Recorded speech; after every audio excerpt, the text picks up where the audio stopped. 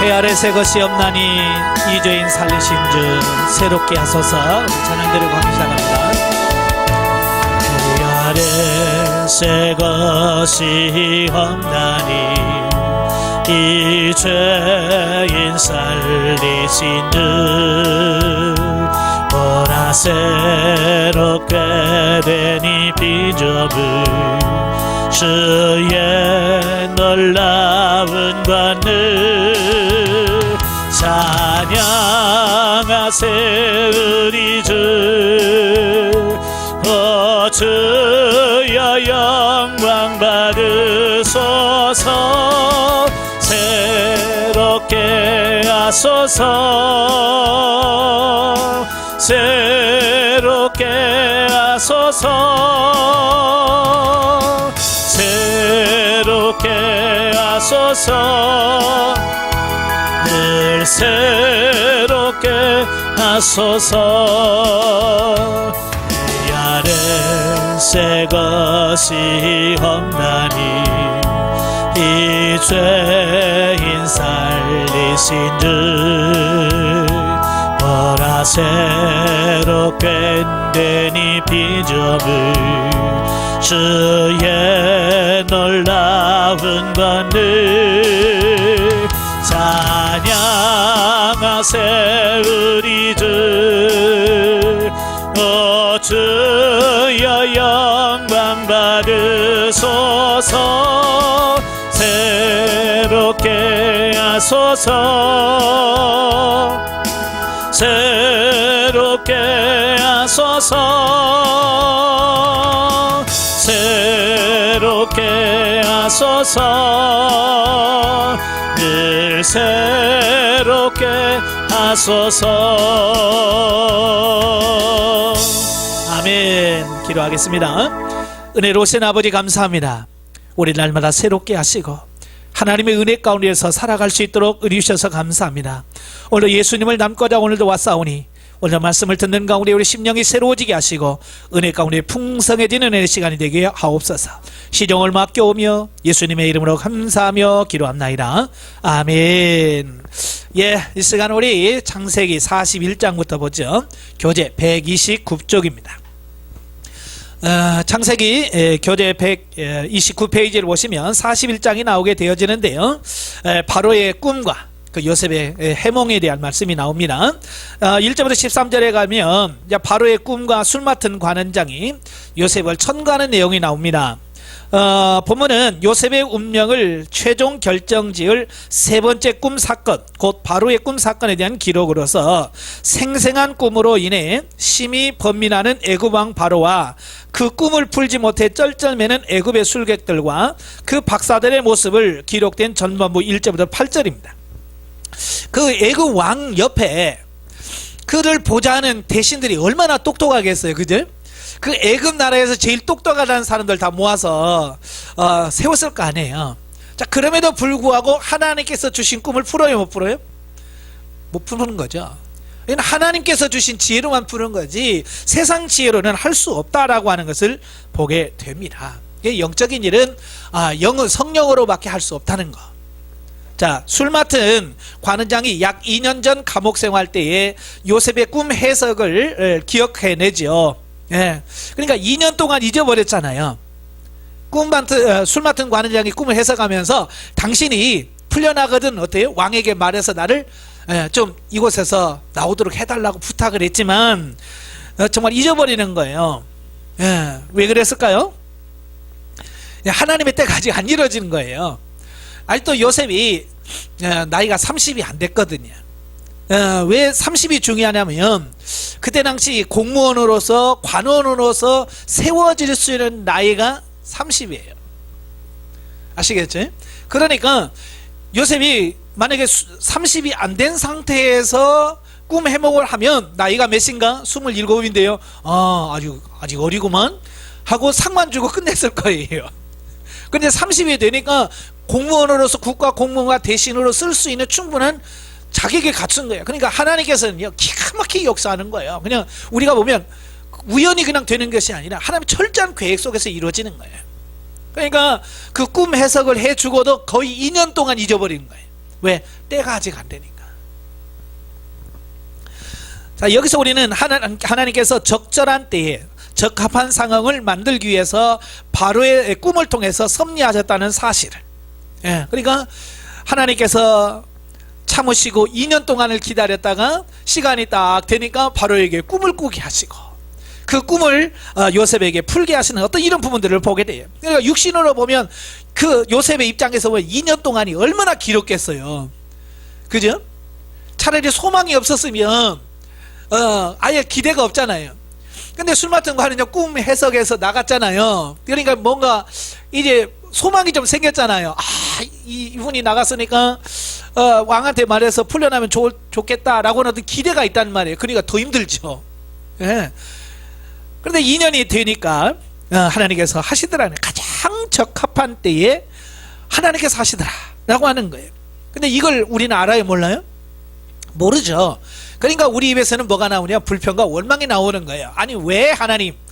우리는 하나님의 때가 있는데 우리 그 하나님의 때를 모르니까 원망할 수밖에 없다라고 하는 거예요.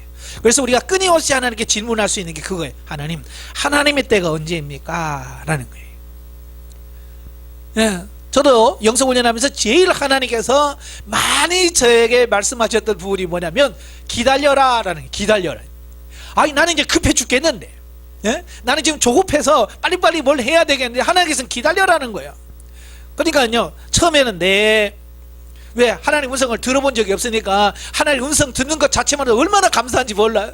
기다려라. 예, 근데요 조금 시간 지나니까요 이 속에서 올라오는 게 있는데 뭐냐면 하나님 도대체 언제까지 참아야 되냐, 예? 이 말이 그냥 나오더라고요. 이걸 보면서 왜 이스라엘 백성들이 광야에서 원망하고 불평할 수밖에 없고 10명의 정탐꾼이 못 들어간다 그러니까 완전히 분노해가지고 에이 애굽으로 떠나가자라고 말했을까? 저는 제가 경험을 해보니까 그 이해가 되더라고요. 예. 그때 잘해야 돼요. 그때. 예. 그러니까 하나님의 때가 반드시 있어요. 그 때가 오기 전까지 우리가 오래 참고 기다리는 것이 매우 중요하다는 걸 꼭 기억하시길 바라요. 예, 그러니까 사실 술 맡은 관원정이 복직하고도 요셉의 은혜를 잊어버렸을 때는 하나님의 구원 계획이 수포로 돌아가는 듯 보이기도 했지만 요셉은 때가 되면 하나님께서 당신의 뜻을 이루어 주시는 분이시길 믿기 때문에 모진 시련 가운데서도 결코 좌절하거나 낙심하지 아니하고 인내 중에 소망을 가질 수 있었던 것이다. 이게 중요한 거예요. 하나님은 때가 되어야 이루어진다. 조급하지 말아요. 우리의 조급함을 너무 아시기 때문에 그 사도행전 1장에서 그러잖아요. 제자들이 예수님께서 죽었다가 살아나니까 이제 뭐야? 야, 이제 됐다. 하나님의 때가 됐나 보다. 언제입니까? 또 묻잖아요. 그러니까 예수님께서 아주 냉정하게 말씀합니다. 때와 기간은 하나님께 달려있다. 신경 쓰지 마, 니네들. 야, 니네들 신경 쓰지 말고 오직 너희들은 성령 충만 받고 복음을 땅끝까지 이르러 복음 증인이면 돼. 때와 시간은 누구의 손에 달려있다고요? 그렇죠. 하나님의 손에 달려있는 거예요. 네, 그러니까 우리 빨리빨리 하지 마세요. 내가 빨리빨리 한다고 해서 하나님께서 뭐 빨리 해주시는 거 절대 없어요. 하나님이 때가 되어야 돼. 네. 자, 한편 애굽왕 바로의 꿈 사건은 인간이 아무리 막강한 권력을 가졌다 할지라도 전 우주의 주권자를 통치하신 하나님 앞에서는 한갓 초계와 같은 미미한 존재임을 밝혀주며 아울러 당대 최고의 강대국이었던 애굽왕 바로가 이방인 애굽의 노예된 자요 또한 죄수였던 요셉에게 도움을 요청한 사실은 진정한 지혜와 능력은 지식의 많음이나 주의 높음으로 말미암지 않고 오직 하나님을 경외하는 데서 얻어진다는 것을 보여줍니다. 예. 이게 하나님의 역사예요. 그렇게 똑똑한 사람들 많이 있지만 하나님 그들을 통해서 역사하지 않으셨어요. 팔려온 노예, 그것도 감옥에 있는 죄수, 어쩌면 세상에서 진짜 인정 못 받는 사람이잖아요. 그죠? 신분적으로 노예만 돼도 이건데 감옥까지 갔으니 뭐 세상적으로 보면 뭐요, 누가 뭐 그걸 알아주기를 합니까? 최 밑바닥이죠. 그런데 하나님께서 그를 들어 쓰시더라고 말이에요. 예. 그러니까 여러분도 소망이 있어요. 예. 자, 두 번째 단락은 이제 37절 45절까지면 요셉의 승귀. 마침내 요셉이 바로의 부름을 받고 감옥으로부터 바로 앞에 나가서 당당하게 바로의 꿈을 해석한 사실을 기록하고 있습니다. 14절 24절에서는 애굽왕 바로가 그의 부름을 받고 온 요셉에게 그가 꾼 꿈의 내용을 그대로 진술한 사실을 보도합니다. 바로의 꿈 진술을 들은 요셉이 애굽의 수사들과 달리 바로의 꿈은 하나님께서 장차 애굽의 7년 동안의 풍년과 7년 동안의 흉년이 있을 것을 계시한 것이라고 해석한 사실. 그러니까 요셉은 하나님의 계획을 말씀하는 거예요. 왕이 꾼 꿈은 그냥 꾼 꿈이 아닙니다. 하나님께서 인류 역사를 이렇게 이끌어 가실 것을 보여주신 꿈입니다. 자, 그걸 얘기를 하고 있는 거예요. 그러면서 바로의 꿈을 해석을 해주면서 그 해석에 대한 대책, 대비책을 얘기해 주는 거예요. 그래서 7년 풍년에 될 것과 7년 흉년에 대한 대비책입니다. 그러니까 7년 풍년 들었을 때에 그 곡식을 5분의 1을 거두어서 탁 쌓아놨다가 나중에 7년 흉년이 들었을 때 그것으로 백성들을 살리면 됩니다. 그러니까 지혜로운 사람을 세워서 그 일을 잘 관리하게 해주세요 라고 하는 거예요. 자, 이 말이 무슨 말이냐면 굉장히 중요한 말이에요. 오늘날도 사람들은요 문제만 제기해요. 예를 들어서 이런 겁니다. 우리 교회가 뭐가 문제인가?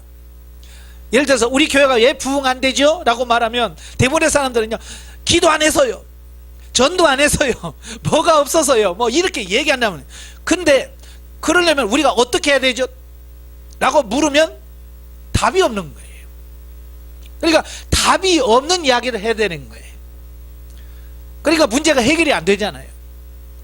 만약에 요셉이 그 왕에게 7년 풍년 들고요 7년 흉년 될 꿈입니다 라고만 말했고요 그 뒤에 대비책을 얘기 안 하면 바로가 어떻게 할까요? 잘 모르겠죠. 왜 그 애굽에서 그 바로가 그 요셉의 꿈 이야기를 듣자마자 야, 이와 같이 하나님의 신에 감동된 자를 내가 누구를 만나겠냐, 너 총리해라, 바로 인장바지 빼줄 수 있었던 것이 바로 그거예요. 꿈만 해석해 주는 것이 아니라 꿈에 대한 대비책까지도 완벽하게 얘기를 해주는 거예요. 그래서 그걸 이야기를 딱 듣는 순간 바로가 느끼기에는 이 사람은 준비된 사람이다, 준비된 사람이다 라고 하는 것을 인식이 되어지는 거예요. 그래서 바로 그에게 총리가 되는 이런 부분들을 보게 됩니다. 그러니까 이 바로의 꿈은 미래의 일을 하나님께서 보여주신 특별한 계시였다라고 하는 것을 보게 되죠. 자, 그러나 바로가 하나님의 계시를 받은 것은 그가 특별한 존재이거나 구원의 대상이었기 때문이 아니라 그것은 그를 통해서 요셉을 승기시키며 결국은 하나님의 구속의 경륜대로 야곱 일가를 애굽으로 불려들이기 위한 것이죠. 어찌 보면 바로는 뭐예요? 하나님의 그 구수사를 이끌어 가시는 하나의 도구죠. 그러니까 그렇게 애굽의 그 야곱의 식구를 불러들일 수 있는 힘 있는 사람은 누구예요? 왕밖에 없잖아요. 그죠? 왕이 와라 그래야 오지. 뭐 일개 뭐 대신에 뭐 얘기한다고 되겠어요. 왕이 허락을 해야 돼. 그러니까 왕의 마음이 움직여 돼야 되거든요. 그러니까 하나님께서 왕에게 꿈을 꾸게 하시고 왕을 통해서 역사하게 하셨다 그 말입니다. 결국 아브라함과 맺은 그 창세기 15장의 횃불 언약에 대한 성취라고 볼 수 있겠죠. 그러니까 바로가 대단해서가 아니라 그를 통해서 하나님께서 역사하시려고 하시는 하나님의 능력이 대단한 것을 우리가 보게 돼요. 그러니까 우리는 사람에 집중하면 안 돼요. 우리는 자칫 하나님보다 사람에게다가 집중할 수 있거든요. 예를 들어서 이런 거예요. 자, 어떤 분이 목회를 하면서 교회를 막 크게 부흥시켰어요. 그러면 사람들은 누구에게 관심을 가질까요? 하나님께서 그 목사님을 통해서 그 교회를 세우신 하나님에 대한 관심을 많아야 되는데 사람들은 하나님에 대한 관심을 가진 게 아니라 그 사람에 관심을 갖습니다. 그래서 어떻게 교회를 부흥시켰습니까? 노하우를 전수해 주세요 라고 하는 거예요. 자, 그럼 그분은 자기가 했던 방법들을 쫙 얘기하는 거예요. 그러니까 그렇게 하신 하나님보다는 자기가 했던 방법에 대한 부분을 논한다 그 말이에요. 그러니까 그러니까 이게 뭐가 문제가 이런 거예요. 우리는 하나님께 초점을 맞춰야 돼. 그렇게 하신 하나님. 46절 57절까지 보면 요셉이 애굽 7위가 나옵니다. 이제 보면은 총리직에 임명된 요셉이 맡은 바 국사를 지혜롭게 추진력 있게 수행해가는 장면으로 요셉의 꿈 해석대로 이제 근동 지역에 7년간 연속 풍년이 들어옵니다. 예. 그리고 7년간 연속으로 대흉년이 닥치게 되죠. 자, 그러나 하나님은 이미 요셉으로 하여금 만반의 대책을 다 세워놨기 때문에 애굽에는 문제가 있어요, 없어요? 저 없죠. 네, 다 철저하게 준비를 해놓았기 때문에 아무 문제가 없어요. 문제는 뭐냐? 대비책을 안 한 사람들이 문제란 그 말이에요. 지금도 애굽에 가면, 이집트에 가면 그 요셉이 만들어 놨던 그 창고 있잖아요. 그 터가 있대요. 유튜브로 저도 봤는데 어마어마하게 큰 규모예요. 그러니까 얼마나 많은 곡식을 애굽 전국에나 쌓아놨는지. 지금까지 그게 남아있다, 이 창고 터가. 그러니까 요셉은 7년 흉작에 대비해서 7년 대풍년 기간 동안에 국고성을 건축하고 합당한 세제를 통하여 많은 곡물들을 축적하는 등 최선을 다해서 성심껏 국사에 전념하는 이 부분을 보게 됩니다. 한편 요셉은 권자에 오른 이후에도 결코 하나님을 잊거나 우상 종교에 동화되는 세속적인 삶을 살지 않고 철저한 여호와 신앙으로 구별된 삶을 살았다 하는 거예요. 이게 중요한 거예요. 이집트에는요, 이집트에 신이 있어요. 이집트 신은 다 뭐냐면 몸은 사람의 몸이고요, 머리는 짐승인 그 신이에요. 그래서 머리가 황소, 머리가 암소, 애굽의 그 신화를 보면 다 신들이 그렇습니다. 그래서 그 나라에 갔는데도 불구하고 그 신의 신앙에, 그 우상숭배에 젖어들지 않았어요. 그걸 어떻게 알 수 있냐면, 그가 결혼해서 두 아들을 낳지요. 그 두 아들을 낳았는데 그 두 아들의 이름을 보면 알아요. 그래서 첫째 아들이 므낫세죠. 므낫세라고 하는 말이 뭐냐면 잊게 해주심, 바로 그런 뜻이에요. 그러니까 과거의 모든 아픔과 고통과 쓰라림을 하나님께서 잊게 하셨다. 하나님의 풍성한 위로에 감사하는 마음으로 장자 이름을 므낫세다. 그러니까 그가 한 17살 정도에 팔려왔을 거로 봐요. 10대 중반에 팔려왔어요. 그래서 진짜 뭐 말 다르지, 문화 다르지, 갑자기 아버지의 사랑받던 상태에서 갑자기 노예가 돼가지고 그 신분적으로 격화돼서 그 노예 생활하면 얼마나 고통이 심했겠어요. 근데 하나님께서 그 총리로 세우면서 그 모든 고통을 다 잊게 하셨다 말이에요. 또 둘째 아들을 낳았어요. 둘째 아들을 낳았는데 자신의 삶을 창성케 하신 하나님의 크신 은혜를 찬양하는 심정으로 차자의 이름을 에브라임, 하나님이 나를 이렇게 창성케 하셨다.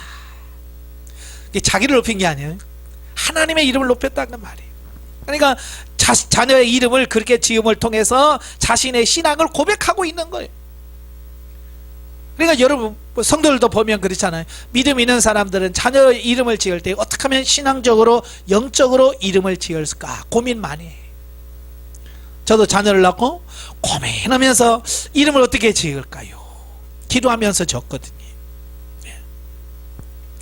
자, 영적 예입니다. 요셉은 바로의 꿈을 하나님이 주신 섭리와 방법을 알고 뜻대로 밝히 드러냈을 때에 그의 문제가 해결된 것을 보게 된다. 모든 일에는 하나님의 시간과 방법이 있다. 이게 중요한 거예요. 성도가 자신의 문제에 급급해하는 것이 아니라 하나님의 뜻을 분별하여 그 방법과 때에 맞게 순종할 때 하나님의 모든 것을 책임지시다는 것을 알아야 한다. 성도가 자신의 문제를 해결받는 길은 자신의 생각과 마음을 하나님의 뜻에 복종시키는 것이다. 그러니까 너무 조급하지 말고 시간을 갖고 철저하게 하나님의 뜻에다가 맞춰가려고 노력을 하셔야 돼. 그래서 여러분 이제 기도 제목이 뭐야 되냐면 하나님의 뜻이 무엇입니까? 아버지의 뜻이 무엇입니까? 라고 자꾸 기도해야 돼요. 우리는 지금까지 뭘 읽고 기도하냐면 내 기도 제목을 가지고 일방적으로 하나님께 가서 이루어 주시옵소서 그런 기도를 많이 했어요. 그건 아주 유아기적 기도입니다. 그러니까 아이들 보면 어리면 어릴수록 그 아이들은 일방적이죠. 자기 것만 구합니다. 그 애기들 보면 어릴수록 무슨 얘기만 합니까? 밥 줘, 돈 줘, 옷 줘, 깎아 사줘. 맨날 보여. 사줘만 합니다. 자기가 필요한 것만 얘기해요. 그죠? 그게 한동안 갑니다. 그래서 조금 철이 들어야 뭐 도와줄 거 없어요? 이제 이렇게 되는 거예요. 아시겠죠? 그러니까 영적으로 철이 들어야 하나님 앞에 가서 아버지의 뜻이 무엇입니까? 라고 물을 수 있다라고 하는 부분은 그만큼 그가 성장했다는 얘기예요. 그러니까 아무리 성장하지 않는 사람에게 그 하나님의 뜻을 물어라 기도를 해라 그래도 못합니다. 왜? 당장 급한 게 너무 많아. 지금 달라고 할 게 너무 많거든요. 예? 그래서 건강 주시고요, 이 문제 해결해 주시고요, 자녀 문제 해결해 주시고요, 뭐 문제 해결해 주시고, 요게 급한 거야. 그러니까 하나님의 뜻을 구할 수 있는 시간적 여유나 마음이 없어요. 왜? 성장하지 않으니. 염려하지 마세요. 여러분 다 성장하면 다 그렇게 돼요. 성장을 해야만 이게 가능한 거예요. 42장으로 가지요. 이제 요셉의 형제들과 1차로 만납니다. 만난 요셉이 그들을 시험하는 내용이 나와요. 1절부터 5절 보면 곡식을 사기 위한 요셉의 형들의 애굽 여행이 나옵니다. 그러니까 풍년 때는 그들은 몰랐잖아요. 그죠? 애굽 사람들은 요셉이 다 정리해서 세금 걸어서 쌓아뒀지만 애굽 벗어난 나라들은 그게 있다는 사실도 모르죠. 그러니까 7년 풍년 들었을 때 그들은 뭐 했을까요? 열심히 먹어댔겠죠. 그죠? 저축할 생각 안 하고, 그죠? 예전에 우리나라 그랬잖아요. 한참 기근 들어서 먹을 것 때문에 고생하다가 풍년 들어가지고 쌀이 남아 돌아간다. 그러니까 옛날에 대통령이 뭐라고 그랬어요? 쌀 남아? 쌀로 막걸리 먹어. 그랬어요. 그 전에는요 쌀로 막걸리 이런 거 못했어요. 왜? 부족하니까 막 그 조사하고 막 그랬다고요. 시골에서도 저도 보거든요. 쌀로 술 못 만들었어요. 근데 쌀 남아돈다 하니까 대통령이 쌀로 술 만들어 먹어라 그랬어요. 그러다가 또 쌀이 부족하니까 하지마 그랬거든요. 그러니까 하나님을 모르면 겨우 그 수준에서밖에 못 놀아. 여기서. 예. 그래서 그들은 남아 돌아가는 양식 갖고 뭐 했을까요? 개떡에 먹고 뭐떡에 먹고 막 그러면서 막 그냥 아유 이렇게 갑자기 농사가 잘 되냐 그러면서 막 열심히 먹어댔겠죠. 하나도 안 싸듭니다. 그게 계속 이어질 줄 알고. 그래 1년 지나니까 뭘 이렇게 다 떨어졌지. 양식은 안 나오지. 그러니까 어떻게 해요? 할 수 없이 애굽에는 식량이 많더라라는 소문을 듣고 애굽으로 양식을 사러 갈 수밖에 없는 어떤 이런 부분들을 보게 됩니다. 물론 이것도 하나님의 다 계획입니다. 예, 인간의 생사화복이 다 하나님의 손 안에 있어요. 예, 그러니까 우리는 늘 하나님의 손길에 집중할 필요성이 있다라고 하는 것을 보게 됩니다. 아까도 말한 것처럼 요셉을 준비해서 모든 것을 갖추었지만 모르는 사람들은 대비하를 전혀 안 하지. 우리가 영적으로 깨닫는다는 것이 그래서 중요한 거예요. 한편 가나안 땅은 약속의 땅임에도 불구하고 아브라함, 이삭, 야곱 3대 족장들은 그들의 생에 모두 기근으로 인하여 큰 환난과 시련을 겪게 되는데, 이러한 사실을 통해 성도들이 이 세상에서 참된 안식을 얻을 수 없다는 것과 이 세상은 성도들의 안식의 장소가 아니라 영원한 하나님 나라로 나아가기 위한 연단의 장소라는 사실을 깨닫게 해준다. 참 성경을 보니까요, 아브라함도 하나님의 약속을 받아서 가나안 땅에 오자마자 뭐가 왔어요? 기근이 찾아왔지요. 그래서 애굽으로 내려갔어요. 또 26장에 보면 이삭이 아브라함이 죽고 이제 이삭이 정식으로 족장이 됐어요. 족장이 되자마자 뭐가 왔어요? 기근이 왔어요. 그래서 그랄로 내려가다가 그랄 땅에 머물러서 또 아내를 누이 동생 속이는 그 실수를 하잖아요. 야곱도 마찬가지예요. 야곱도 이제 그 아버지가 죽고 좀 살만하니까 또 기근이 일어나서, 그러니까 다 뭐요? 아브라함도 이삭도 야곱도 다 뭐요? 뭘 만났어요? 기근을 만난 거예요. 자, 이걸 통해서 뭘 깨닫게 하시냐면 가나안 땅이 뭐예요? 하나님의 약속한 땅이에요. 그럼에도 불구하고 그 땅에 계속해서 기근이 와 찾아온다는 것은 뭐냐? 우리가 이 땅에서는요 안식의 장소가 아니라 그 말이에요. 이 땅은 훈련 장소지 이 땅에서 완전한 영원한 안식처는 아니라는 사실을 우리에게 가르쳐주고 있는 거예요. 근데 우리가 지금 이 땅에 살면서 우리는 자꾸 이 땅을 뭐로 생각하냐면 영원한 안식처로 자꾸 인식한다는 거예요. 그래서 이 땅에다 쌓아두고 싶고 이 땅에다 뭔가를 세우고 싶고 이제 그러는 거예요. 그럴 필요 없어요. 이 땅은 영원하지 않아요. 그걸 하나님께서 지금 가르쳐 주려고 하시는 거예요. 그리고 이 땅은 훈련의 장소다. 훈련의 장소. 저와 여러분도 지금 뭐 하고 있어요? 지금 하나님 훈련 열심히 하고 있잖아요. 훈련이 있어요, 없어요? 훈련이라고 생각하니까 왜 이렇게 또 문제들이 많아요? 그지?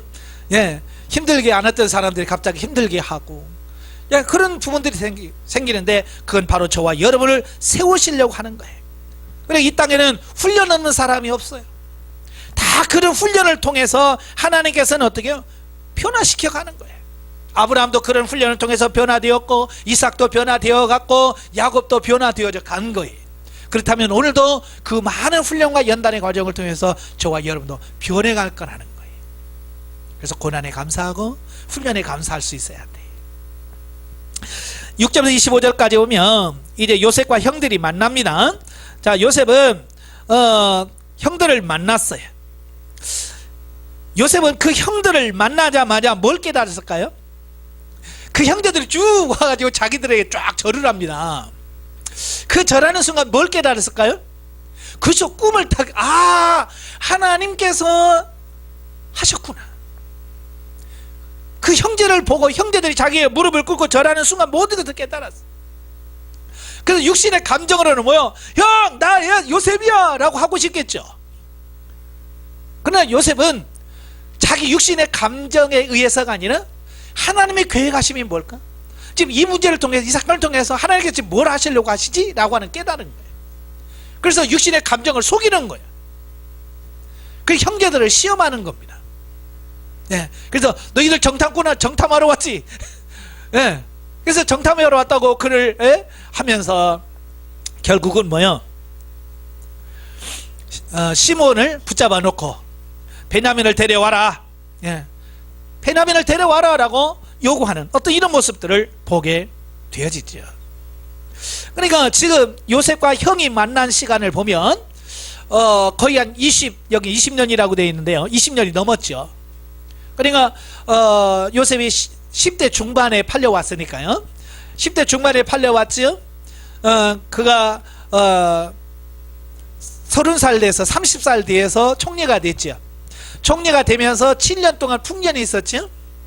또 지금 흉년이 든 지 2년째니까 벌써 9년이 흘렀지. 그러니까 지금 요셉의 나이가 39세예요 10대 중반에서 39세 정도 되었을 때 40대가 다 됐을 때 만났거든요. 그러니까 벌써 몇 년이 한 25년 가까이가 흘렀다 그 말이에요. 네. 그렇게 형들을 만났지만 그를 정탐꾼으로 몰아서 3일 동안 가두고 또 시몬을 억류하고 조건부적으로 귀향을 시키는 이런 훈련을 하신다는 말이에요. 어찌 얼핏 보면 요셉이 굉장히 토라졌구나, 화가 많이 났구나, 이렇게 생각할 수 있다 그 말이에요.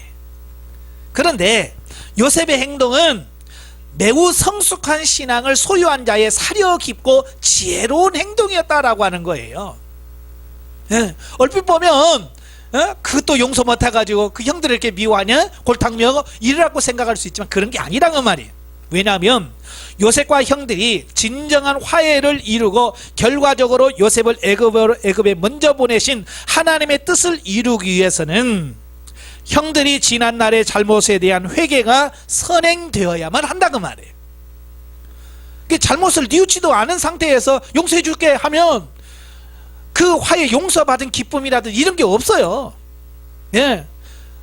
요셉은요 이미 형들을 봤을 때 용서했어요. 예. 그러나 그 순간에 요셉이 깨달은 게 뭐냐면 이건 또 하나님의 또 다른 훈련이구나, 이걸 깨달은 거예요. 다시 말하면 요셉 자신은 다 훈련이 돼서 됐지만 이제 문제는 뭐냐면 형들이에요. 형들이 과연 하나님의 구속사를 이루어 갈 정도로 성숙됐느냐, 이게 문제예요. 옛날처럼 자기를 팔아먹을 정도로 형제들 간에 서로 미워하고 시기하고 질투한다면, 변화되지 않았다면 어떻게 하나님의 구속사를 이루어 갈 수 있겠어요? 자기들끼리 막 서로 싸우고 한다면. 그러니까 요셉은 아니라는 거예요. 그게 확실하게 이게 하나 되어지는 어떤 이런 부분이 나와야, 그래야 하나님의 뜻이 이루어진다고 본 거예요. 그래서 요셉은 형제 우애를 시험한 거예요. 예. 자기 육신의 감정이 어떻게 했어요? 거의 30년 가까이 때 만났으니까 얼마나 반가웠겠어요. 예? 그렇지만 육신의 감정을 숨기는 거예요. 육신의 감정이 아니라 하나님의 뜻이라고 하는 그 하나님의 뜻에다가 초점을 맞춘 거예요. 그 형들이 와서 그에게 절함을 통해서 1차 그 꿈이 성취가 되었잖아요. 그죠? 형들은 요셉을 팔면서 뭐라고 했어요? 네가 꾸은 꿈이 어떻게 이루어지니 보자. 안 이루어질 거야 라고 생각을 했잖아요. 도무지 이루어질 것 같지도 않았고요, 요셉도. 그런데 그 모든 환경을 통해서 하나님께서 어떻게 해요? 그 하나님의 꿈을 성취하셨다는 거예요. 왜 우리가 하나님을 믿어야 되는지, 왜 하나님을 전지전능하시다고 하시는지, 이런 성령 하나님의 이끄심을 보면 우리가 알 수 있는 거예요. 그리고요, 하나님이 계획하신 건 그 누구도 바꿀 수 없다는 거예요. 하나님은 반드시 성취하시고 만나는 것을 꼭 기억하시길 바랍니다. 예, 그래서 중요한 건 뭐냐면 내 고집을 내려놓는 게 제일 중요해요.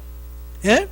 저는 전도서를 읽다가 뭐냐면 하나님께서 굽게 하신 것을 누가 곧게 하겠느냐, 그 말씀을 해요. 전도서 7장 13절인데요.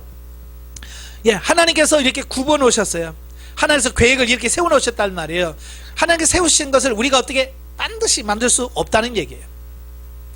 단지 우리가 하나님 굽게 하셨으면 네 하고 하나님 굽게 하신 것을 따라 순종하면 되는 거예요.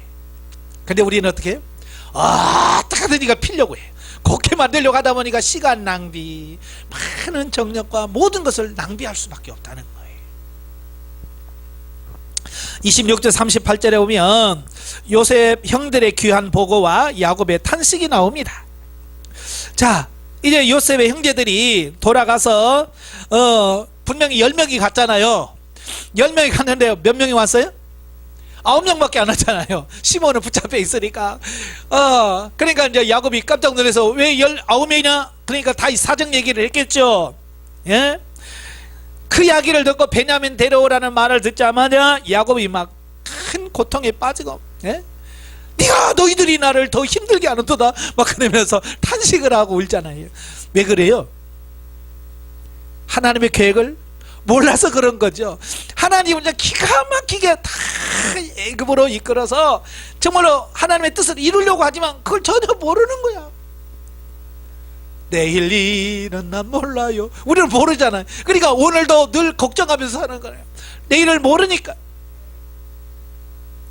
만약에 야곱이 그걸 알았다면 뭐 할게요? 할렐루야 그랬겠죠. 그죠? 야, 이제 요셉 만날 때가 다 되는구나 이렇게 생각했을 건데 전혀 모르잖아요. 기대가 전혀 없는 거예요. 예, 그 사실을 모르니까. 그러면서 베냐민 데려와야 된다니까 베냐민을 잃어버린다고 생각한 거예요. 예, 잃어버린다고 생각한 거예요. 그래서 그 안 된다라고 그가 버틸 수밖에 없는 어떤 이런 부분들을 보게 되어집니다. 왜 그랬을까? 135페이지 오시면 그가 노년에 이르기까지 당하는 야곱의 고통은 어찌면 약 반세기 전 아비와 형을 속여 장자의 축복을 빼앗은 결과에 대한 응보적 대가라고 볼 수 있다. 예? 하지만 이러한 야곱의 고통은 단지 응보적 보응만은 결코 아니라고 하는 거예요. 파란만장한 인생을 통해 야곱이 겪은 모든 역경과 고통은 하나님께서 야곱을 계속 성화시키기 위한 연단의 과정이요 섭리의 결과였다라고 하는 사실이에요. 예, 그러니까 단순한 인과응보, 네가 죄를 졌으니까 하나님께서 이렇게 벌 주지 라고 하는 인과응보는 그것만 가지고는 하나님의 섭리를 알 수가 없어요. 우리가 욥기서를 읽다 보면 욥의 세 친구들이 다 와서 욥에게 했던 말이 뭐예요? 인과응보예요. 네가 죄를 졌으니까 하나님께서 이런 벌을 주지, 네가 죄를 안 졌는데 하나님께서 너 그렇게 벌을 주겠냐? 이제 그런 거예요. 그래서 하나님의 계획을 전혀 모르는 거예요. 그래서 하나님이 너희는 모르면서 왜 욥에게 그런 말들을 하느냐 하고 하나님의 책망을 받잖아요. 우리가 인과응보의 사상에 딱 매이면 하나님의 뜻을 제대로 이해할 수 없어요. 아시겠죠? 그래서 하나님은 뭐냐? 인과응보가 아니라 야곱과 그의 식구들을 애굽으로 내보내서 하나님의 구속사를 이루려고 하는 그 원대한 꿈을 가지고 계획을 가지시고 지금 이끌어 가시는 거예요. 단지 그들의 입장에서는 그게 힘들게 느껴질 뿐이지 하나님의 계획에는 차질이 있어요, 없어요? 그게 정상이라니까요. 하나님 그런 과정을 거쳐서 그들을 애굽으로 내려가시려고 하신 하나님의 계획인 거예요. 그걸 모르니까 아까 말한 것처럼 원망하고 불평하고 그러는 거예요. 자, 그런 과정을 거치면서 이제 37절에 보면 루벤이 그런 얘기를 해요. 자기 아들의 생명을 걸고 아버지, 내가 내려가서 시므온과 베냐민을 꼭 데려오겠습니다. 만약에 그를 데려오지 못한다면 내 자식을 죽이시오. 그 얘기를 해요. 참 루벤은 성질도 급해요. 하지만 성질 급한 것도 있지만 지금 루벤은 지금 뭐예요? 가족을 먹여 살리려고 하면 자기 아들의 생명까지도 내어주겠다라고 하는 어떤 희생정신을 발휘한 거예요. 그러니까 예전 같으면 보면 자기 집, 자기 새끼 뭐 요것만 챙기잖아요. 그죠? 그 신앙 속에서 루벤도 어떻게 해요? 많이 성장했다, 그 얘기를 하고 있는 거예요. 예. 그러니까 그만큼 성경엔 다 나와 있지 않지만 많은 훈련과 연단의 과정을 거치면서 루벤도 변화되어지고 새로워졌다라고 하는 의미를 말씀해 주고 있는 거예요. 자, 이것이 하나님께서 역사하시는 방법이라고 하는 것을 보게 됩니다. 자, 43장으로 넘어가지요. 43장은 이제 요셉과 다시 만나죠. 1절부터 15절을 가면 베냐민을 보내기로 결단하는 야곱을 볼 수 있어요. 예. 왜냐면 양식이 다 떨어졌거든요. 양식이 없으니까 더 이상 어떻게 버틸 수가 없는 거야. 그러니까 야곱이 버티다 이제 더 버티다가는 어때요? 다 굶어 죽게 되겠는 거예요. 그러니까 할 수 없이 보냅니다. 가서 사와라, 조금 사와라. 그러면서 또 뭐합니까? 아들들에게 무사 귀환을 위해서 가나안에 진귀한 6종의 토산물과 아우러 돈도 다 챙겨주면서 선물까지 다 챙겨 보내지요. 자, 이걸 보면서 뭐가 떠올라요? 32장이 생각나지? 에서 만나기 전에 야곱이 뭐 했어요? 그 많은 선물을 보내잖아요. 그죠? 이걸 또 아직도 못 버린 거죠. 네. 그 육신의 습성을 이렇게 다 못 버려. 그 갖고 요셉의 마음을 돌립니까? 바꿀 수가 없어요. 그런데도 어떻게 해요? 또 육신의 방법을 써 먹는 거죠. 자, 이걸 보면서 제가 느끼는 게 뭐냐면, 자, 그래, 인간은 늘 실수하면서도 또 이렇게 한다. 여러분도 그러죠? 이 머리 굴리지 않는다고 생각하는데 어때요? 다음번 또 어떤 사건이 오면 머리가 팽팽팽 돌아가서 어떻게 해요? 예, 이렇게 하면 될 것 같은 느낌이 오지요. 자, 그거 버린다는 게 쉽지 않아요. 예. 그걸 내려놓으셔야 돼. 근데 아직도 야곱도 그거 못 버려내는 거예요. 그러면서 어떻게 해요? 내가 이제 내 자식 베냐민 잃어버리면, 잃게 되면 이르리로다 라고 고백을 하죠. 결국 야곱도 포기합니다. 어찌 보면 그 야곱의 인생에 있어서 마지막 남은 우상, 야곱의 마음속에 마지막 남아있는 우상이 뭘까요? 그죠? 베냐민이 마지막 남은 우상이에요. 그래서 하나는 그것까지도 처리하시길 원하시는 거예요. 그러니까 모르겠다, 이제 이것도 다 주님 앞에 내려놓다, 차라리 이러면 이제 이러잖아, 어쩔 수 없는 거예요. 근데 그게 잘한 거예요, 못한 거예요? 잘한 거죠. 지금 야곱이 그렇게 포기를 안 했잖아요. 절대 안 된다, 베냐민 맡겨는 안 된다 라고 했잖아요. 그래서 어떻게 해요? 그 자식들이 말한 것처럼 베냐민만 보내서 벌써 2번이나 갔다 와서 식구들이 잘 먹을 텐데 아버지가 고집 피워가지고 지금 먹을 것도 없이 다 고생하고 있잖아요. 그 얘기를 하고 있는 거잖아요.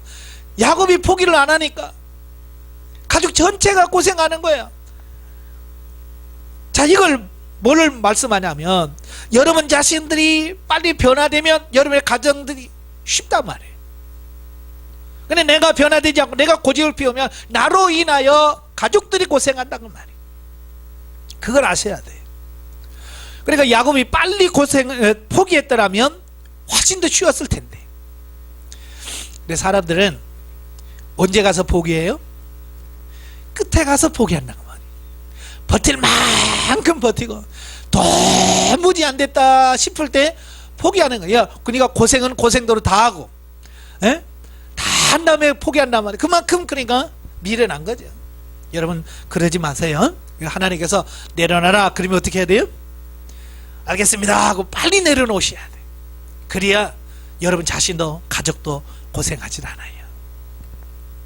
16도 25절까지 오면 이제 그 아버지의 허락을 받고 이제 요셉에게 다시 내려가지요. 예. 그래 요셉을 만나기 전에 형제들은 어때요? 또 막 불안하죠? 예? 또 예전처럼 한번 당한 적이 있거든요. 정당으로 또 몰려가지고 또 어떻게 할지, 또 자기들 다 종으로 삼고 가진 거 다 빼앗을지 막 두려운 거예요. 이게 뭐냐면 도둑이 재발절인다는 말이 있잖아요.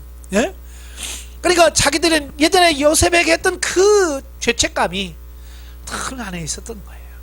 그러니까 어떤 상황만 딱 부딪히고 힘든 일만 딱 부딪히면 그들이 나오는 게 뭐예요?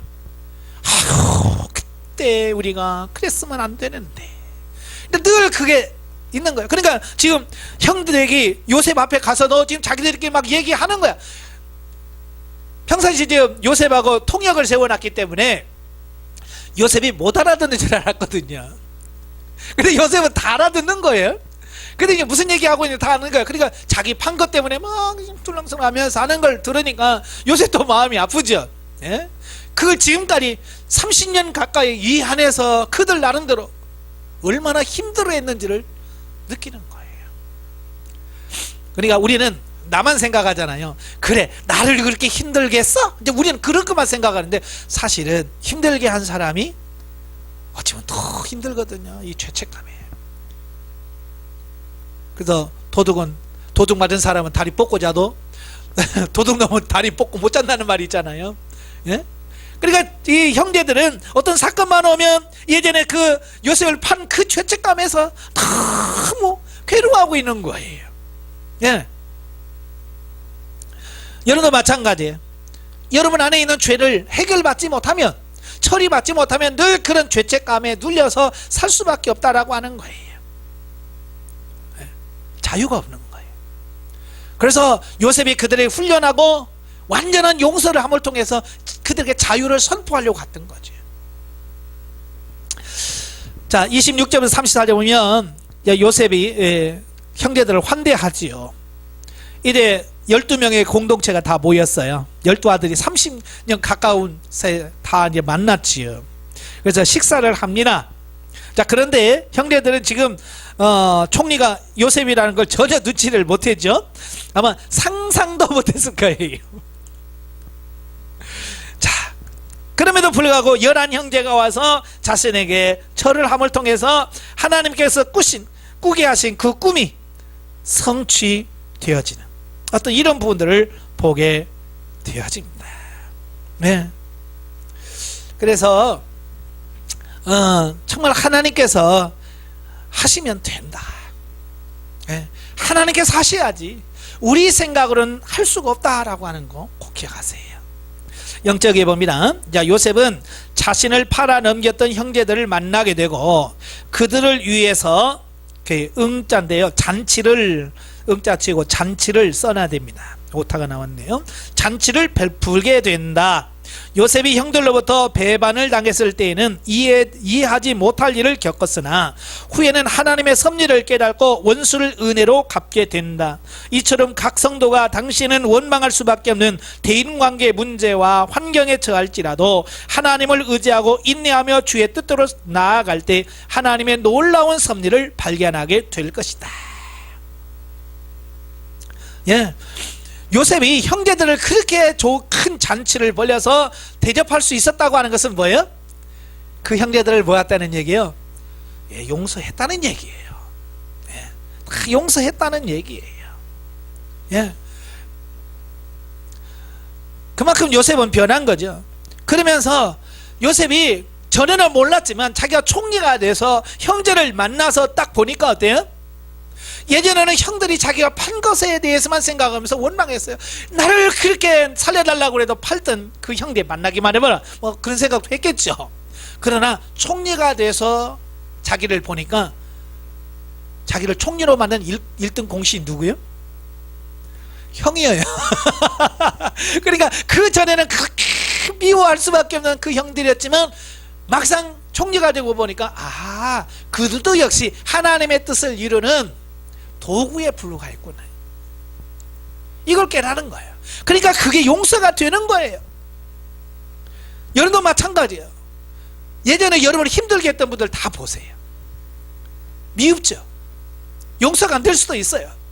그러나 지금 나를 이렇게 변화시키고 내 마음을 넓히고 이렇게 성장시킬 수 있었던 부분은 바로 그런 사람들이 있었기 때문에 그런 사람 훈련을 통해서 내가 이만큼 되어진 거예요.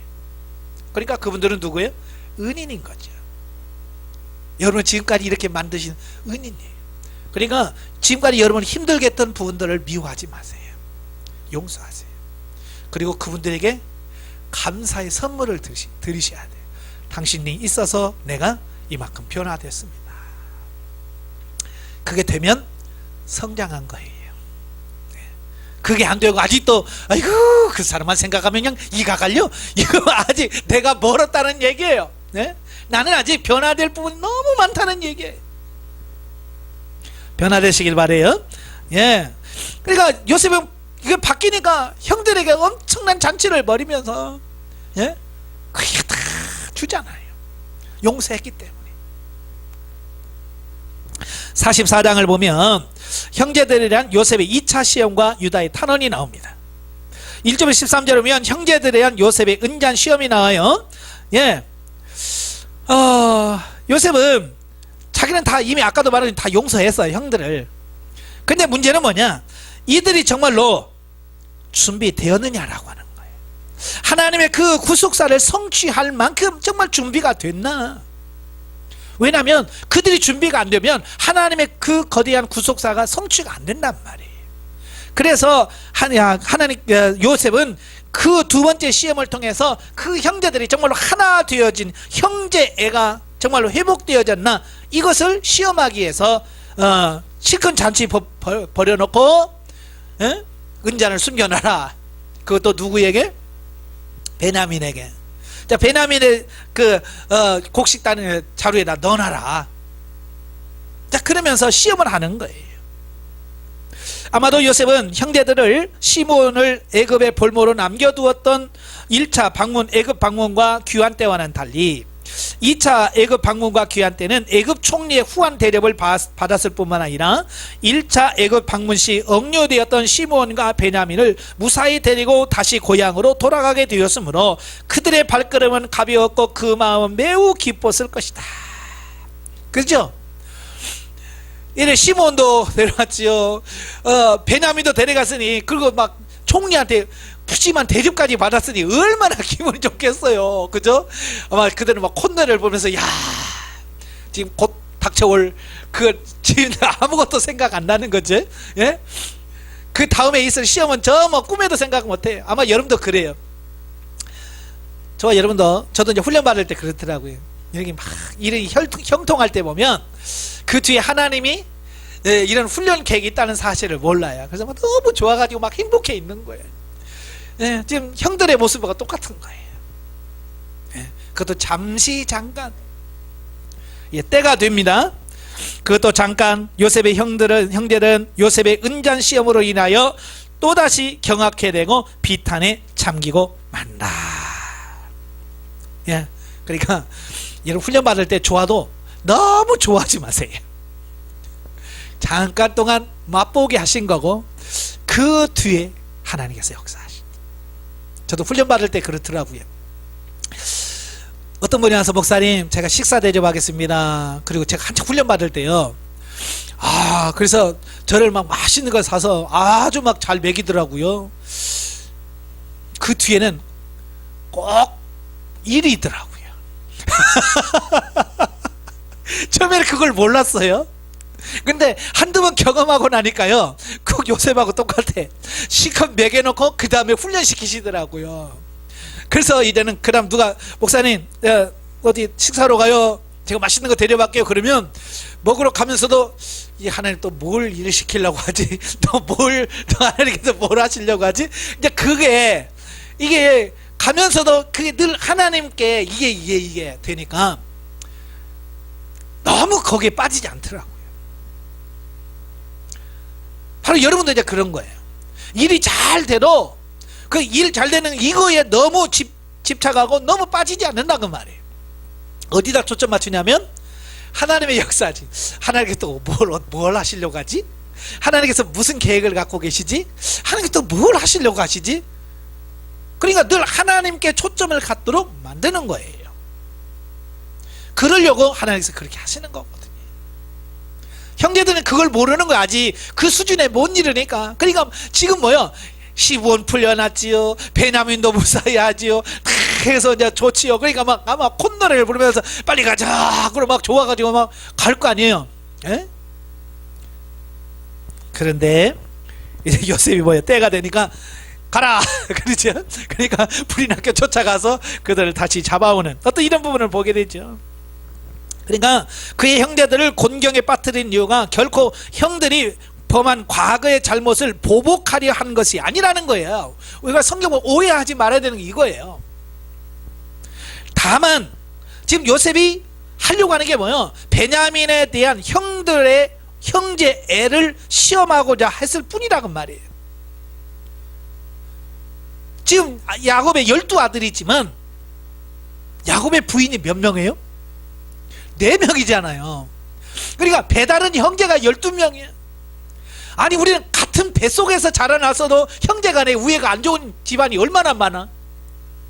그죠? 근데 한 집안에 배가 4개나 다르니까 그렇잖아요. 얼마나 그 속에서 갈등이 많겠어요. 그 중에서 같은 배에서 자라나도 막내들은 힘들어요. 그죠? 왜? 나이 많은 형들이 부려먹잖아요. 너 일로 와. 이거 해 저거 해. 형들은 전혀 이거 모릅니다. 이건 막내만이 아는 거예요. 제가 막내거든요. 제 밑에 여동생이 있지만 여동생까지 제가 못 시키잖아요. 제가 마음이 너무 연약해서 형들이 시키면 그냥 나한테서 끝나지. 내 밑에 가서 야 너 이거 해 라고 말을 못하겠더라고. 여동생. 나도 남동생이 있었으면 시킬 수 있죠. 근데 없어. 내가 막내야. 그러니까 늘 당하고만 살으니까. 아마 요셉도 그렇게 팔아먹었잖아요. 그러니까 요셉 무슨 생각이 있어? 나를 팔아먹고 하나 남은 베냐민 얼마나 힘들었을까. 그 형들 밑에서 얼마나 힘들었을까. 그런 거예요. 그러니까 그 베냐민을 어떻게 대하는지를 봐야 돼요. 그죠? 그래서 베냐민을 대하는 그 형들의 태도를 보면 그들이 얼마나 바뀌었는지를 아는 거예요. 그래서 베냐민의 자루에다가 은잔을 넣었던 거예요. 옛날 같으면 어떻게 하겠어요? 변화되지 않은 형제들이었다면 베냐민의 자루에서 은잔이 나왔어요. 옛날 같으면 어떻게 하겠어요? 저 아니에요. 얘만 잡아가요. 얘. 옛날 같으면 얘만 잡아보면 되죠. 얘만 잡아가요. 우리는 갈 테니까. 옛날 같으면 그랬을 거라고 말이에요. 그런데 지금은 상황이 달라졌어요. 베냐민만 데려가겠다고 하도 나머지 10형제가 다 따라옵니다. 옛날 요셉을 팔 형제 같으면 어떻게 해요? 자기만 아니면 돼, 나만 아니면 내는가 뭐 잡아가든지 말든지 우리만 가면 됩니다 가면 돼. 근데 지금은 아니라 그 말이에요.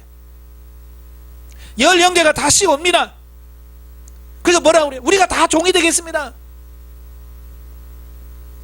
그러면서 유다가 모든 형제를 대신해서 탄원을 합니다.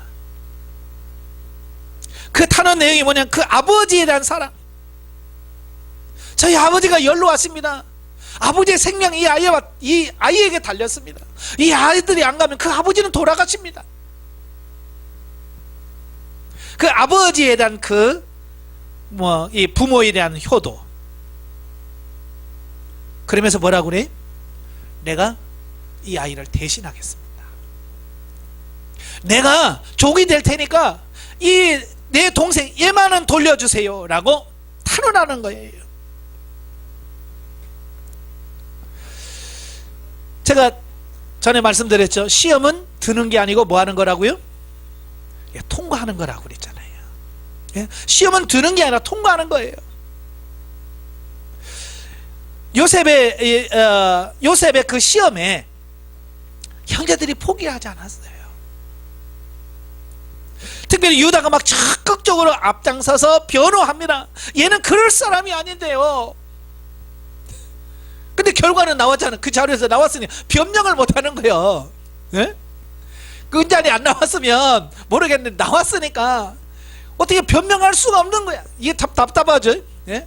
베냐민도 얼마나 답답하겠어요. 자기가 넣었으면 알겠는데 자기는 분명히 안 넣었거든요.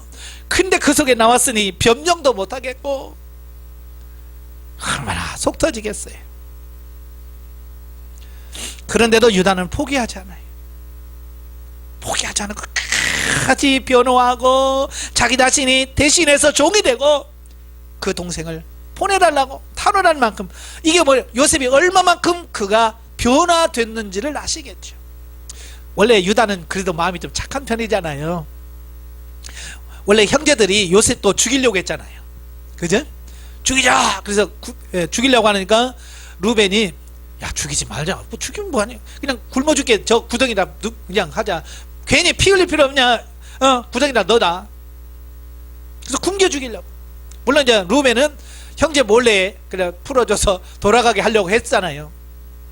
유다가 가만히 생각해 보니까 그를 죽이면 안 되잖아요. 형제잖아요. 안 죽이고 저를 살릴 수 있는 방법이 뭘까? 그러다가 형제들에게 야야 죽이면 뭐하냐. 우리 팔자. 예, 살려주는, 어찌보면 요셉을 살려주는 그 역할을 했던 사람이 유다거든요. 예, 원래 유다의 마음이 착한 면도 있어요. 예. 자, 그런데 원래 이제 유다가 그 착한 면도 있지만 원래 그렇게 그만큼은 아니었거든요. 우리가 이미 앞에서 살펴봤잖아요. 38절에 보면 38장 창세기 38장에 보면 유다는 가나안 여인과 결혼을 해요. 그죠? 가나안 여인과 결혼했죠. 그 가정이 그냥 타락을 됐어요. 그러니까 자기 큰아들도 너무 타락하니까 하나님이 죽였죠. 둘째 아들도 타락해서 죽였죠. 셋째 아들이 있지만 셋째 아들은 죽을까봐 안 주죠. 결국 뭐예요? 며느리가 시아버지를 유혹해서 애를 낳지요. 자, 그 모든 상황 속에서 유다가 어떻게 됐겠어요? 철저하게 회개했겠죠. 예, 그러니까 성경에 나타나지 않지만 다 훈련시켰을 거예요. 예, 이걸 다 기록할 수가 없죠, 성경에. 그렇지만 이런 과정을 통해서 다 변화시켰다는 거예요. 변화. 그래서 오늘날 유다가 있었다라고 하는 것을 보게 되어지는 거죠. 철저하게 자기를 돌아보고 변화된 거예요. 그래서 고난이 축복이라고 하는 게 뭐냐면 고난을 통해서 자기를 돌아보고 자기를 발견하게 되고 하나님 앞에 더 가까이 나갈 수 있는 계기가 되어지더라 그 말이에요. 그래서 우리를 변화시키는 고난만큼 중요한 게 없더라 그 말이. 네. 그 밑에 쭉 나오잖아요. 그가 이처럼 변화될 수 있는 것은 아마도 다말 사건과 다말 사건 누구한테 말도 못하고 그렇잖아요. 어떻게 해놨어? 그러면 뭐라고 얘기를 했겠어요? 예? 자기 며느리하고 관계 속에서 애 낳는데 그걸 자랑 삼아서 야 내가 말이야 말할 수 없지. 그 두 아들 바라보면서 얼마나 마음에 걸렸겠어요. 예? 또 7년 기근 그런 과정 속에서 철저하게 자기 자신을 돌아봐 발견한 거죠. 또한 시므온과 레위의 범죄와 장자 루벤의 간통 사건 이후에 야곱 가문의 실질적 장자로서 그 막중한 책임감도 그를 변화시키는데 한몫했을 것이다. 그러니까 맨 맏형인 루벤은 그의 서모 비라와 통관해가지고 아버지 눈에 완전히 벗어났잖아요.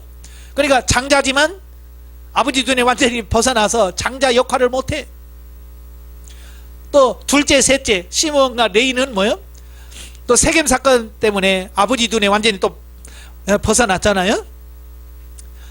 그러니까 네 번째인 유다가 어찌 보면 형들 몫을 다 감당해내는 그 역할을 했더라고 말이에요. 그러니까 실질적으로는 가장이 아니지만 가장 역할을 유다가 하다 보니까 그 많은 훈련과 연단을 통해서 변화될 수밖에 없었다라고 하는 것을 보게 돼요. 그래서 유다는 그 어떤 사명감이라 할까요? 뭐 이런 것 때문에 책임감이라고 할까요?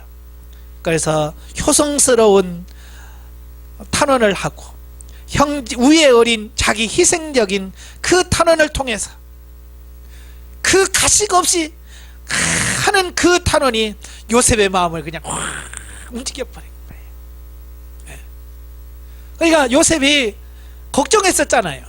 내가 없는 사이에 이 배다른 형제가 내 동생을 얼마나 힘들게 했을까 그런 생각만 했었는데 그 유다가 그 탄원하는 모습을 보면서 자기가 대신하게 했다는 그 모습을 보면서 그의 마음이 확 풀어져 버린 거예요. 진심은 통하게 되어 있습니다. 예. 아마 형제들도 유다도 그렇게 탄원하면서 자기 자신도 놀랬을 거예요. 내가 이렇게 형제를 사랑했었나. 그러니까 어떤 상황에 가봐야 알 수 있는 거예요. 형제에도 그래요. 평상시에는 잘 몰라. 그런데 내가 곤경에 처했을 때, 내가 정말로 어려움에 처했을 때에 정말로 어때요? 형제들이 하나가 돼서 딱 모여서 돕는 이런 모습을 보면 이 형제가 있었구나. 이걸 발견하게 되는 거예요. 그러니까 형제들 지금 형제들 다 느꼈을 거예요. 예, 유다만이 아니라 다른 형제들도 다. 그래서 서로 내가 남겠습니다 그러게 된 거잖아요. 45절 정체를 밝히는 요셉과 요셉 형제에 대한 바로의 환대 및 야곱의 애굽 이주 결정이 나옵니다. 자, 1절부터 15절까지 보면 요셉과 형제들과의 눈물의 대화해 사건이 나옵니다.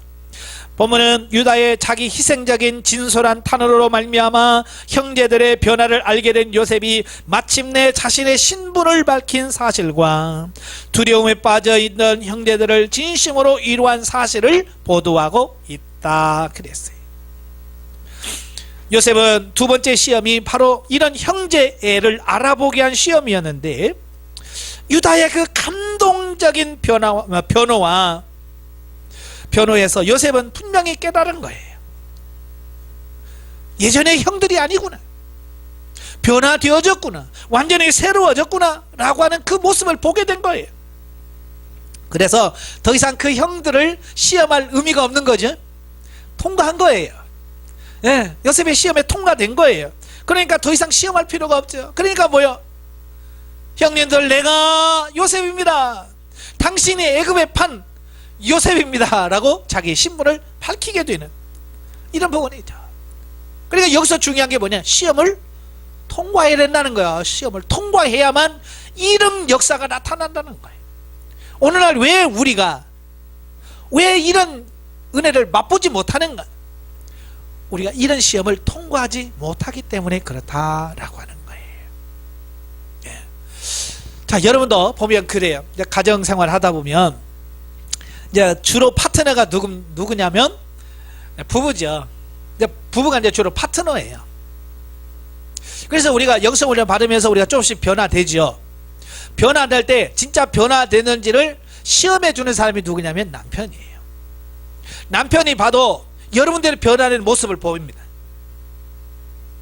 보이는데 문제는 뭐냐, 지금까지 살아왔던 삶과 지금 영성훈련 받고 살아가는 그 삶이 알긴 아는데 이게 진짜인지 가짜인지 잘 모르겠는 거예요. 그러니까 변화된 척 하는 건지, 예? 진짜인지 잘 모르는 거예요. 남편들도. 왜? 지금까지 수십 년 살아가면서 미심쩍은 부분이 많거든요. 그래서 남편들이 뭐하냐, 시험하는 거야. 테스트 해보는 거야. 그래서 갈수록 태클을 많이 겁니다. 그러면 한 번은 참아요. 그랬지, 통과라고 그랬지. 두 번 더 참습니다. 통과라고 그랬지. 세 번째 합니다. 그럼 어떻게 해요? 뚜껑 열리죠. 그래서 하는 말이 뭐예요? 가만히 있으니까 사람을 뭐 가만히로 하나? 뭐 보자 하니까 뭐 보자기로 하나? 그러면서 팍 나온단 말이에요. 그때 남편이 느끼는 게 뭐겠어요? 그럼 그렇지 네가 이렇게 나오는 거예요. 그럼 그렇지 네가 뭐 변하는, 아이고 영성, 아이고 참, 이렇게 나와버리는 거예요.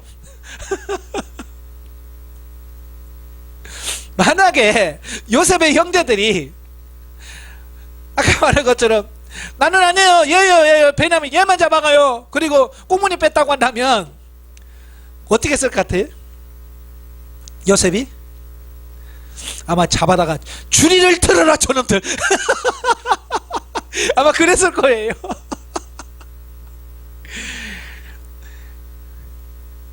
근데 통과했단 말이에요. 변화돼버려. 그러니까 뭐 줄이 틀 일도 없어, 곤장 때릴 일도 없어, 그냥 녹아져 버리는 거야. 다 통과되니까 끝나는 거예요. 그러니까 요셉이 그 형들을 용서해 주면서 했던 거 뭐예요? 당신들이 나를 팔았으므로 근심하지 마소서, 한탄하지 마소서. 전에 그랬잖아요. 형들이 그 요셉에 끌려오면서, 야 그때 요셉 우리가 죽이지 말아야 되는데, 그 죄값을 우리가 치르는 거야, 다 들었잖아요. 그러니까 요셉은 지금도 형제들은 자기를 판 것 때문에 그렇게 속상해하고 있고 지금도 그 죄책감에 지금도 있구나, 이걸 깨달았잖아요. 그런데 요셉은 이미 뭐요? 그걸 누가 하셨다고요? 하나님이 다 하셨다는 걸 알았잖아요. 그러니까 뭐라고 그래요? 나를 팔았으므로 한탄하지 마소서, 근심하지 마소서. 나를 이곳으로 인도한 것은 당신이 판 것 때문이 아니라 하나님이 이스라엘 민족을 구원하게 하여, 우리 가족을 구원하게 하여 하나님이 나를 이 땅에 보내셨습니다. 이게 하나님이 보내신 거지 당신이 한 게 아닙니다. 이 고백이거든요. 오늘도 마찬가지예요. 남편이 여러분을 힘들게 할 때에, 여러분 남편이 나를 힘들게 한다고 생각하니까 보자 하니까 이게 나오는 거예요. 그러나 하나님이 하셨다고 생각하면 어때요? 하나님이 하셨다, 아버지 끝까지 참기를 원합니다. 그러니까 하나님의 역사하심, 하나님의 섭리를 볼 수 있는 눈이 열려야 된다니까요. 근데 그 하나님이 하셨다는 사실을 볼 수 있는 눈이 우리에게 없어요. 당장 지금 나를 힘들게 하는 그 사건만 보는 거예요. 예? 그리고 뭐냐면 내가 몇 번 참았지, 이 몇 번이라고 하는 이 숫자에 또 속아. 베드로가 예수님께 가서 뭐라고 그래요? 예수님, 나한테 잘못한 사람 몇 번까지 용서하면 좋습니까? 그때 유대인들, 바리새인들은 뭐라고 가르쳤냐면 3번까지 용서해주라 가르쳤어요. 네. 3번까지 용서해주라 라고 가르쳤어요, 율법으로. 근데 베드로가 7번 하면 됩니까? 그랬거든요. 그러니까 3번에 7번이면 엄청난 거죠. 저 같아도 어휴 대단하십니다, 어떻게 7번씩이나 라고 칭찬했을 거예요. 근데 예수님 뭐라고 그래요? 70번을 7번이라도 해라. 또 77에 49, 490번 해갖고 또 세고 있어요. 이제 400번이야. 아직도 너 49번 남았어. 너 죽어. 이건 용서가 아닌 거예요. 예수님께서 그 77에 49를 490번 용서하라는 얘기는 그냥 잊어버려라, 완전한 용서를 말하는 거예요. 완벽한 용서를 말하는 거지 숫자 세지 말라는 얘기예요. 근데 아직도 우리는 뭐에 약하냐면 숫자에 약해. 계산하고 있는 거예요. 지금 몇 번째인데 지금 자꾸 몇 번째 하는 순간 우리는 집니다. 잊어버려야 돼. 네. 잊어버리셔야 돼. 그게 승리의 비결이고 하나님이 하셨습니다. 하나님이 하신 겁니다. 라고 하는 의식을 갖는 게 중요하다 그 말이에요. 9절부터 15절에서는 요셉이 부친과 온 가족을 애굽으로 초청한 사실과 요셉과 형제들이 눈물로 화해한 사실을 보도하고 있다. 그러니까 요셉은 뭘 기억하냐면 창세기 15장에 하나님께서 그의 선조 아브라함과 한 언약을 기억하는 거예요. 대단한 거예요. 저와 여러분도 마찬가지예요. 어떤 사건 속에서 하나님의 그 구속사, 하나님의 계획하신 바가 뭐냐를 정확하게 아는 게 중요한 거예요. 우리 그걸 모르니까 우리가 늘 시험에 지는 거예요. 이로써 시기와 질투로 얼룩지고 미움으로 분열되었던 야곱의 가족의 갈등은 깨끗이 해소되었고 마침내 이스라엘 12 공동체가 용서와 화해의 눈물 속에서 온전하게 형성되었다. 아마 그때 당시 막 울고 불고 난리가 났어 그래. 예. 형들은 용서받아서 고맙고 감사하고 얼마나 그 가책이 있었을까요? 요셉은 변화된 형들의 모습을 보면서 이제 하나님의 뜻이 이루어질 때가 됐구나, 얼마나 감사했겠어요. 여러분의 가정에도 이런 역사가 일어나길 바라요. 예. 틀림없이 여러분이 변화되면 이런 역사가 일어납니다. 예. 제가 훈련을 하면서 많은 분들의 회복의 역사가 일어나요. 이혼했던 사람들이 같이 다시 합치는 과정을 보았고요. 이혼하려고 모든 수속을 다 밟고 이제 법원에만 제출하려고 했던 사람도 다시 하나 돼서 살아가는 과정을 보았고요. 이혼을 고민했던 사람들도 다 내려놓고 다시 회복이 된 가정이 너무 많아요. 여러분의 가족도 회복되어질 줄로 믿습니다. 따라서 긴 세월 동안 야곱 집안에 임하였던 숱한 역경과 시련은 결국 야곱을 성화시키고 또한 그의 12 아들을 구속사의 주역으로 세우고자 하는 하나님의 오묘한 섭리였음을 알 수 있다. 그러니까 그 가정에 막 그 어려운 많은 고난들이 결국 그들을 변화시키시는 하나님의 훈련 과정이었다라는 사실을 보게 돼요. 여러분도 마찬가지 지금까지 신앙생활 하면서 여러 가지 힘든 여러 부분이 있었지. 예? 왜 다른 사람들은 형통한데 나만 이렇게 힘들까라고 생각했던 그 부분들이 바로 여러분을 훈련시키시는 하나님의 과정이었다는 사실이고, 그 과정이 있었기 때문에 오늘 저와 여러분이 있었다라고 하는 거 감사하시길 바래요. 16절부터 20절까지 오면 요셉 형제들에 대한 바로의 환대가 나옵니다. 이래 막 거기서 우니까 그 울음소리가 궁궐까지 돌린 거예요. 소음원이 금방 나죠? 왜냐면 원래는 궁궐에서 울면 안 됩니다. 자, 우리나라 궁궐도 마찬가지예요. 궁궐에서는요 왕밖에 안 죽어요. 뭐 궁녀나 이런 사람이 죽으려면 다 궁 밖으로 내보냅니다. 그래서 궁에서는 왕이 죽기 전에는요 뭐 애곡이나 이런 게 없습니다. 근데 뭐 궁궐에서 우는 소리가 나니까 난리 났겠죠. 예? 근데 형제들이 와서 기뻐서 운다고 하는 소식을 들으니까 왕이 기뻐하면서 아 형제들이 왔느냐, 자 그러면서 아예 이렇게 반갑게 맞아주는 어떤 이런 모습을 보게 돼요. 참 이것 보면 참 하나님의 역사다, 하나님의 은혜다라고 이렇게 보면 돼요. 자 그러면서 바로는 야곱의 가족이 애굽에 이주하여 살도록 기꺼이 허락을 하고 모든 배려를 베풀어주는 모습을 보게 됩니다. 그래서 수레도 주고 다 주면서 아버지 모시고 와라, 다 내려와라, 이렇게 호의를 베푼다고만 이거 쉽지 않은 얘기예요. 쉽지 않은 얘기인데 그렇게 할 수 있었다라고 하는 거예요. 이런 사실에서 비록 요셉이 한때 애굽에서 노예와 죄수였다고 할지라도 요셉이 애굽에 끼친 공로에 대하여 바로와 그의 신복들이 깊이 감사하고 있었다는 것과 평소에 요셉이 주위 사람들에게 사회적 신임과 인격적 존경을 받고 있었다는 것을 알 수 있다. 그렇게 할 수 있었던 것은 평소에 왕에게 신임을 얻었기 때문이고 많은 그 밑에 있는 신하들에게 존경을 받기 때문에 이게 가능한 거예요. 만약에 옛날 우리 조선시대처럼 아니되옵니다 옆에서 반대파가 있었다면 이게 가능했겠어요? 아무리 왕이지만 반대에서 아니되옵니다 그러면 왜 안 되는데? 뭐 그러면 결국 취소할 수도 있잖아요. 근데 아무도 거기에 반대를 안 하는 거예요. 신하들까지도 기뻐한 거예요. 그 형제들이 오고 가족이 온다는 사실에 대해서. 사실은 가족들이 많아진다는 것은요, 정적들의 입장에서 보면 대단히 불리한 거예요. 새가 불어난다는 것은요, 그렇잖아요. 그런데 아무도 반대하지 않는 거예요. 그건 뭐냐, 평소에 요셉이 얼마나 그곳에서 삶을 잘 살았는지, 존경받는 삶을 살았는지에 대한 부분을 알 수 있어요.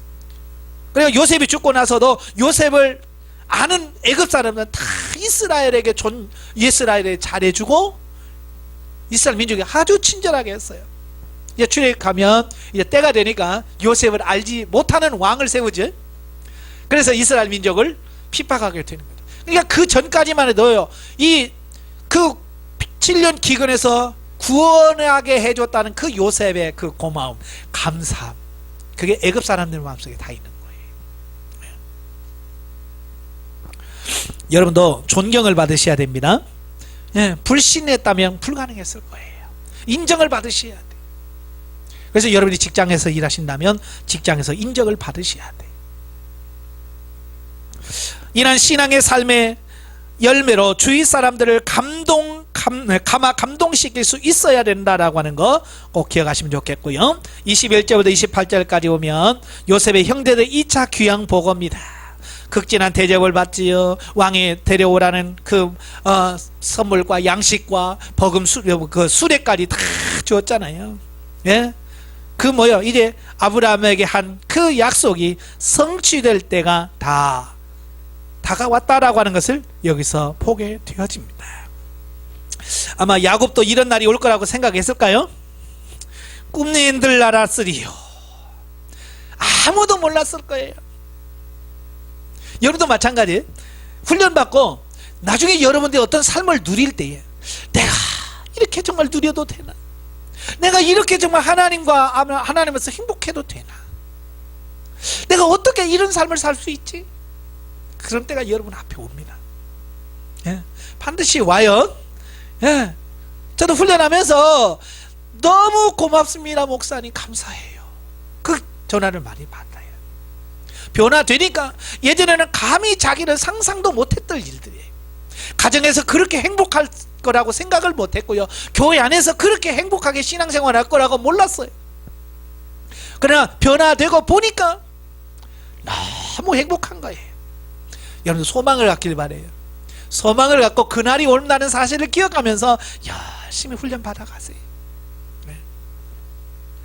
한편 요셉은 지난날의 과오에도 불구하고 가나안으로 귀환하는 형들에게 귀한 선물을 하였는데, 이러한 요셉의 선한 행위는 원수를 사랑하라고 하신 하나님의 말씀을 몸소 실천한 아름다운 본으로서 제자들에게 원수를 사랑하라고 말씀하셨을 뿐만 아니라 그 자신이 친히 하나님의 원수된 죄인들을 위하여 자기 생명까지도 아낌없이 내어주셨던 예수 그리스도의 거룩한 사랑의 행위에 대한 예표가 되었다라고 하는 거예요. 네? 그래서 요셉을 장차 오실 예수 그리스도의 모형이다라고 말하는 게 여기 있는 거예요. 그런데 요셉이 이게 하루아침에 된 거예요? 그냥 되었나요? 가만히 있는데? 아니에요. 하나님께서 그렇게 만드시려고 형들에서 팔려가게 만들고, 또 노예 생활하게 하고, 또 억울한 누명을 쓰고 감옥에 들어가게 하고, 또 꿈매석을 했지만 2년 동안 잊어버리는 어떤 그런 삶, 이런 모든 과정들을 통해서 하나님의 훈련을 통해서 요셉이 요셉 되어졌다라고 하는 거예요. 저는 이걸 보는 거예요. 요셉도 그냥 되어지는 게 아니라 그런 훈련의 과정을 통해서 요셉이 되었다. 그리고 여러분도 마찬가지예요. 지금 이 훈련을 통해서 여러분 되게 하고 믿음의 사람이 되고 영적인 사람이 되게 하실 거라는 사실이에요. 그래서 소망이 있는 거예요. 훈련 없이는 절대로 안 돼요. 반드시 훈련을 통해서만 가능하다는 사실을 인식하시고 지금 받는 훈련에 감사하시고 잘 통과하시는 여러분 되시기를 바랍니다. 많은 분들이 훈련받다가 통과를 못해요. 대인관계 오면 넘어지고요, 물질시험 오면 또 넘어지고, 환경시험 오면 넘어지고, 통과하실 수 있기를 주님의 이름으로 축원합니다. 기도하겠습니다. 은혜로우신 아버지 감사합니다. 오늘도 우리를 사랑하셔서 귀한 말씀을 주셔서 감사합니다. 우리의 인생은 내가 원하는 대로 내 마음대로 사는 것 같지만 결코 내 마음대로 되는 것이 아니라 하나님의 섭리 안에서 이끌어 가신 걸 믿습니다.